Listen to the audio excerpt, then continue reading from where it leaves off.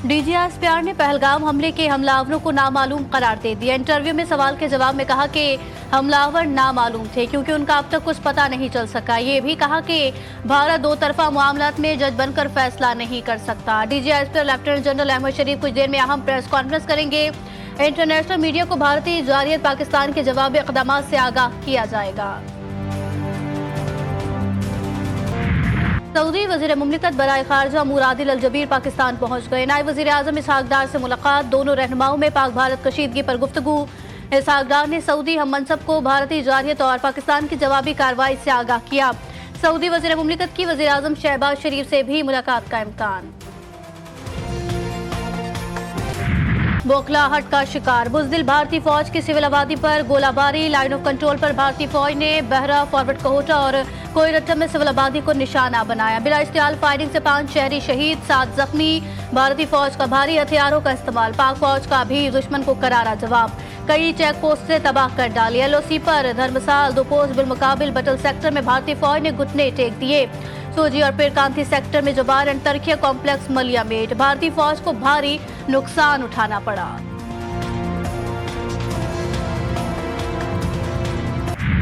पाक फौज का भारतीय जारियत पर मुंह तोड़ जवाब। आज मजीद इजरायली साख्ता 48 ड्रोन गिरा दिए। कल से अब तक गिराए गए ड्रोन की तादाद 77 हो गई। 5 लड़ाकत तैयारों की तबाही और एलओसी पर भारी नुकसान के बाद भारतीय बौखलाहट का शिकार। आईएसपीआर का कहना है कि भारत इजरायली साख्ता हीरोप ड्रोन से पाकिस्तान पर हमले कर रहा है। पाक फौज दुश्मन की जारियत का भरपूर जवाब दे रही है। हम इस वक्त मेरा ख्याल है कि दुनिया का कोई मुल्क ऐसा नहीं है जिसके साथ हमारे जो वर्थवाइल राब्ते होने चाहिए, जिनके साथ हमारे राब्ते ना हो।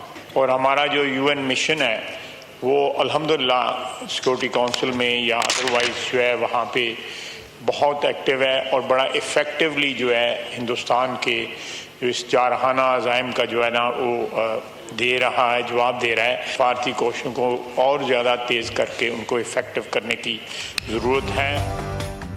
भारतीय जारियत के बाद पाकिस्तान ने आलमी सतह पर राबते किए। बहुत से ममालिक ने पाकिस्तानी मौक़िफ़ की हिमायत की। वज़ीर दिफा ख्वाजा आसिफ का कौमी असम्बली में इज़हार ख्याल, कहा कि पाक फौज भारतीय जारियत का भरपूर जवाब दे रही है।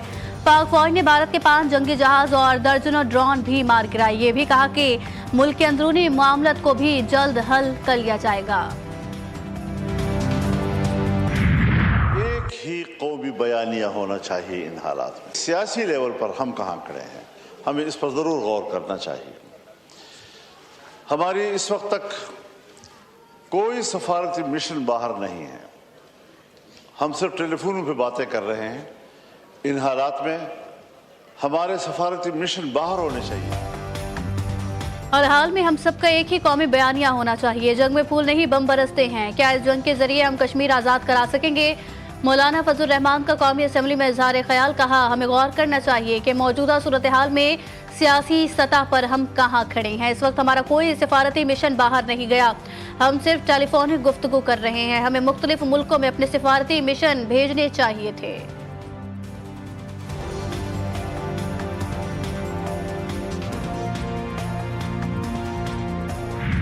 नायब वज़ीर आज़म इसहाक डार के आलमी रहनुमाओं से राबते। पाक भारत कशीदगी पर बातचीत। बरतानवी secretary of state David Lammy से गुफ्तगू में इसहाक डार ने गैर कानूनी भारतीय हमलों के बायस मौजूदा सूरत हाल से आगाह किया।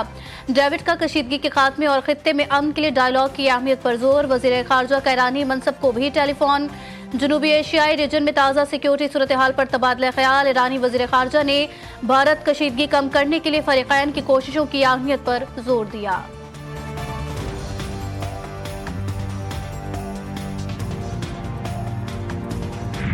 ऐसी जंग में मुदाखलत नहीं करेंगे जिससे हमें फ़ायदा ना हो, अमेरिका का ऐलान। नायब सदर जेडी वेंस कहते हैं ये बुनियादी तौर पर हमारा मसला नहीं, जंग के बीच में नहीं पड़ेंगे। इंडिया ने पाकिस्तान पर हमला किया जिसका उसे जवाब मिला। दोनों ममालिक को ठंडे दिमाग से सोचना चाहिए। पाक भारत जंग एटमी नहीं बननी चाहिए। अगर ऐसा हुआ तो बहुत नुकसान होगा। फिलहाल ऐसा लग नहीं रहा। तर्जुमान अमरीकी महकमा खारजा टेम ब्रूस का इंटेलिजेंस या पैगामात पर तबसरा करने से गुरेज, कहा दोनों ममालिक से राबते जारी, जिम्मेदाराना हल चाहते हैं। पाकिस्तान आज़ादाना तहकीकात चाहता है।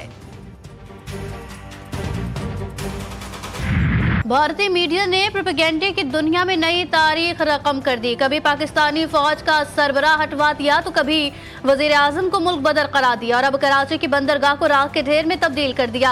लेकिन ये सब जहनी इख्तरा नहीं बल्कि झूठ, सनसरी और सहाफती नाकामी की बदतरीन मिसालें हैं।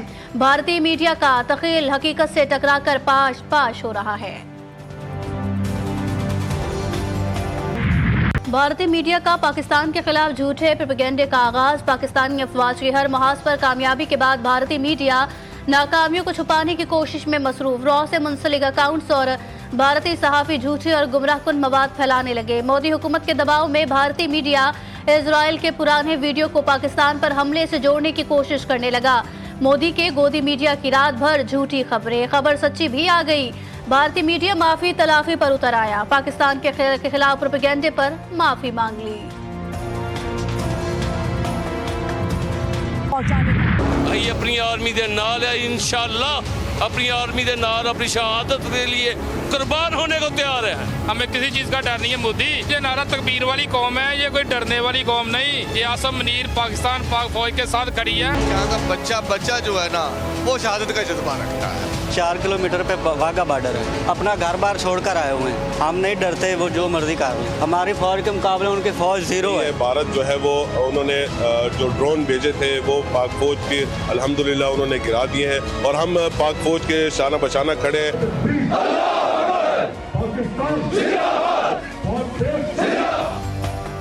भारतीय हमलों से नहीं डरते, पाकिस्तानी कौम पाक फौज के साथ मिलकर दुश्मन का मुकाबला करेगी। मुल्क भर में पाकिस्तानियों का जोशो खरोश अरूज पर। कहा मोदी सुन लो, पाकिस्तान के खिलाफ तुम बार बार हारोगे। बुज़दिल भारत रात की तारीकी में ही हमला कर सकता है। भारत की पाकिस्तान दुश्मनी सिर्फ जमीनी महाज तक महदूद नहीं, साइबर हमले भी मुसलसल जारी। तर्जुमान के मुताबिक वजारत इक़्तिसादी उमूर का एक्स अकाउंट हैक कर लिया गया। पाकिस्तान को आलमी मालियाती इदारों से मिलने वाले कर्जों और ग्रांट्स का डाटा लीक होने का खदशा। कराची पोर्ट ट्रस्ट का ऑफिशियल एक्स अकाउंट बहाल हो गया। केपीटी ने भारतीय हैकर से अकाउंट छुड़वा लिया। तर्जुमान के मुताबिक भारत के केपीटी के एक्स अकाउंट से गुमराहकुन खबरें फैला रहा था। केपीटी पोर्ट पर कार्गो हैंडलिंग मामूल के मुताबिक जारी है। भारतीय जारियत ने इंडियन प्रीमियर लीग को भी डुबो दिया। भारत ने इंडियन प्रीमियर लीग मुअत्तल कर दी। बीसीसीआई की जानिब से ऐलान आज किया जाएगा। क्रिकेटर्स परेशान, गैर मुल्की खिलाड़ियों ने अपने अपने मुल्क वापस जाने का मुतालबा किया। आईपीएल के बंदिश से भारतीय बोर्ड को $2 अरब का नुकसान। PSL 10 के बकिया मैचेस भी UAE मुंतकिल। पीसीबी ने फैसले की तस्दीक कर दी, जल्द नए शेड्यूल का ऐलान किया जाएगा। मोदी सरकार की अहमकाना हरकत इदारों को भी डुबोने लगी। भारतीय मुसाफिर अपनी ही एयरलाइंस पर फट पड़े। भारतीय एयरलाइंस की परवाजों के बाद भारतीय ट्रेन भी ताखीर का शिकार। एयर इंडिया का मुसाफिरों के रिफंड देने से गुरेज। भारतीय शहरियों का कहना है कि एयर इंडिया शर्म करो, मेरे साथ ये दूसरी बार बुरा तजुर्बा हुआ। ट्रेन में ताखीर की वजह से फ्लाइट छूट गई। मुझे अपनी फ्लाइट पर टैक्सी की वापसी नहीं मिली, ना रिफंड किया जा रहा है। वज़ीर आज़म का गुज़िश्ता साल के मुकाबले तरसीलात ज़र बढ़ने पर इज़हार इत्मीनान। शहबाज शरीफ ने कहा जुलाई 2024 से अप्रैल 2025 तरसीलात ज़र 31.2 अरब डॉलर हो गई। तरसीलात ज़र में रिकॉर्ड इजाफा ओवरसीज़ पाकिस्तानियों के हुब्बुल वतनी का सबूत है। ओवरसीज़ पाकिस्तानी मुल्की मईशत की तरक्की में मरकजी किरदार अदा कर रहे हैं। हुकूमत पाकिस्तान मुल्की मईशत की तरक्की के लिए पुरअज़्म है।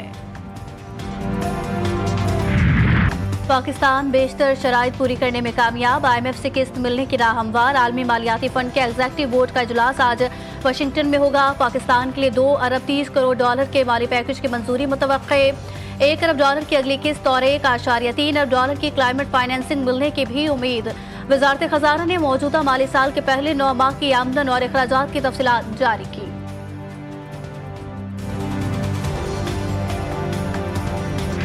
रेड लाइन सिर्फ एक ट्रांसपोर्ट मंसूबा नहीं बल्कि आवाम से वादा है। मुतल्लिका स्टेक होल्डर इस काम में दुगनी तेजी लाएं।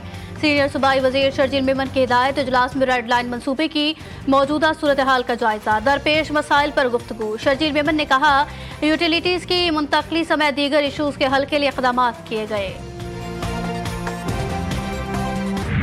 बीमारियों से लड़ती नन्ही जिंदगियों को एक और मुश्किल का सामना। कराची में बच्चों के इलाज के बड़े सरकारी इदारे NICH में एयर कंडीशनर से 1 माह से बंद। मरीजों के साथ तीमारदार भी गर्मी में बैठने पर मजबूर।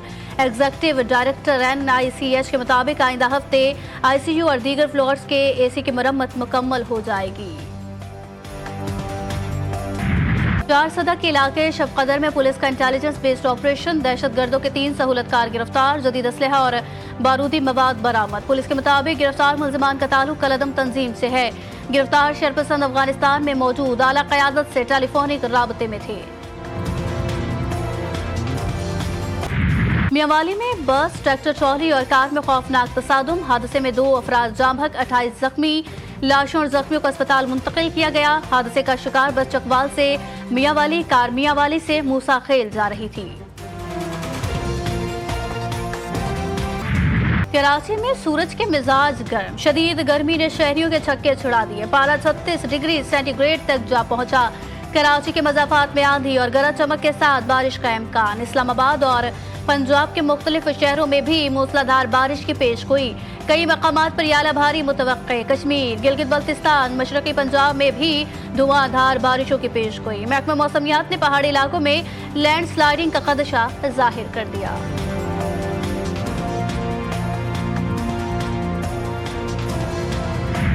मसीहियों के नए रूहानी पेशवा का इंतखाब हो गया। अमरीकी कार्डिनल रॉबर्ट प्रीवोस्ट नए पॉप मुंतखब।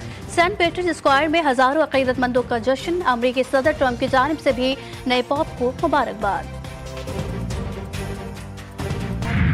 और भारत के बावलेपन का दुनिया भर में मजाक बन गया। चीन में भारतीय जंगी ड्रामे पर गाना रिलीज। चीनी सिंगर्स की अदाकारी देखकर लोग हंसी से लोटपोट।